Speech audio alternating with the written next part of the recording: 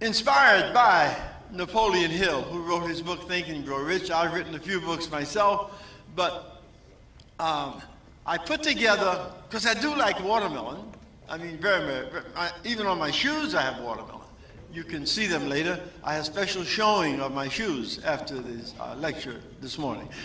But because I like watermelon so much, I've taken the word watermelon and given each alphabet a certain meaning. And I put together my own watermelon credo.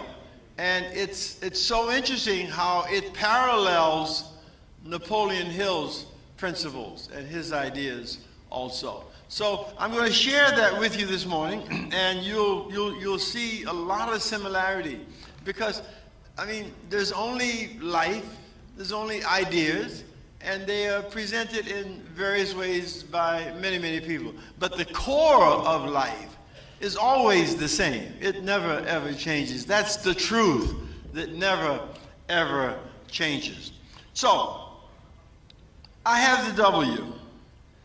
And in watermelon, the W says, whatever you believe creates your reality. Now, Napoleon Hill had a different way of saying it. He said, your thoughts create your reality. That thoughts are things. And he talks about burning desire. I related to that when I started Famous Amos, because I had, in 1975, March 10th, when I started Famous Amos in Hollywood, California, I had a burning desire to open one store selling chocolate chip cookies. That was it. People thought I was crazy. You can't just sell one cookie. I said, why not? I've got the best. If you got the best, you don't need all the rest. And so I believed that. I believed in myself. Even though I had never opened a store selling anything before, high school dropout, but I believed that I was capable, that I would be willing to open that one store, because I had a burning desire. Another word for burning desire is passion. You have to feel it. You have to live it. You have to taste it. You have to see it all the time. You have to be thinking of ways that you can succeed all the time. So there are great parallels between what I believe and what Napoleon Hill believed. If you conceive and believe, you will achieve. It's a simple formula. However, it really does work, because come up with an idea. If you can believe in that idea, put all your energy into that idea, you'll achieve it. It's just a simple, it's math. And math works every time, regardless of who the user is. So, believe in yourself, believe in your ideas. Don't let people tell you you're silly or you're this or you're that. So what? Be yourself, be true to who you are, and always do your best. The A in watermelon says attitude. Attitude is the magic word. Ladies and gentlemen, attitude. If you can constantly develop, create, live a strong, positive, loving mental attitude, nothing can prevent you from succeeding. I use children's books in my presentation because in America, I've started a foundation called Read It Loud. And I'm encouraging parents to read aloud to their children from birth to 6 years old. If you do, I guarantee you, your child will be a reader. I don't care what language you read to the child in. If you read to a child for a minimum of 10 minutes a day, every day, from birth to 6 years old, that child will grow up loving books. That child will grow up to be a reader, to have confidence, to have a grasp of the English language. All of those things will happen if you, the parent, the grandparent, the brother, the sister, whoever, read to that child for at least 10 minutes a day. So I use children's books in my presentation because they are very meaningful, and why should I spend a lot of time recreating what has already been created. So, this is a book called Kenny Rogers Presents the Greatest. And I will show you, after I finish this, how this book is all about attitude. Attitude helps you focus. When you have a strong, positive mental attitude, you have laser beam focus. You can cut through all the junk and get right to the core of what it is that is being presented.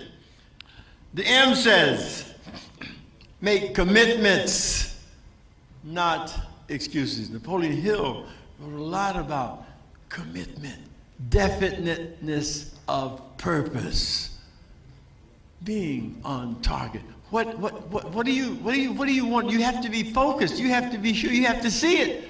And you have to think about it every single day. You have to create affirmations about it every single day, because that penetrates to your subconscious and ultimately produces in your life what it is that you are visualizing in your mind's eye. I will is commitment. It's not I try, I hope, or I guess. It's I will. There was a great poem written years ago by Goethe that says, until one is committed, there is hesitancy, the chance to draw back. Always in effectiveness. Concerning all acts of initiative and creation, there is one elementary truth, the ignorance of which kills countless ideas and splendid plans, that the moment one definitely commits oneself, then providence moves too. All sorts of things occur that would otherwise never have occurred. I am living testimony of that. When I started Famous Amos in 1975 in Hollywood, California, I didn't even know that Kuala Lumpur and Malaysia existed, because I was a high school dropout. I went to Food Trades Vocational High School. They didn't care about history. You know, they cared about biscuits and mashed potatoes and cooking. They didn't care about history. So, but how did I know that I'd open a store in Kuala Lumpur in 1983 that would grow to 50+ stores throughout Malaysia? But I was committed to open one store. If my commitment was not there to open that one store, all the other stores never would have happened. So it is about committing to an idea. A whole stream of events, issues, from the decision raising in one's favor all manner of unforeseen incidents and meetings and material assistance which no man could have dreamed would have come his way. I've learned a deep respect for one of Goethe's couplets. Whatever you can do and dream you can, begin it. Boldness has genius, power, and magic in it. Begin. Start, begin, and then the task will be completed. The fastest runner in the world will not cross the finish line unless he begins the race. He's got to get out of the starting block. And every step that he takes along the way has got to be his best. He can't think for a second about losing, not finishing the race. He can't think for a second about what the other runners are doing, because the only thing that matters is what he's doing. He's committed to doing his best. Make commitments, folks, not excuses.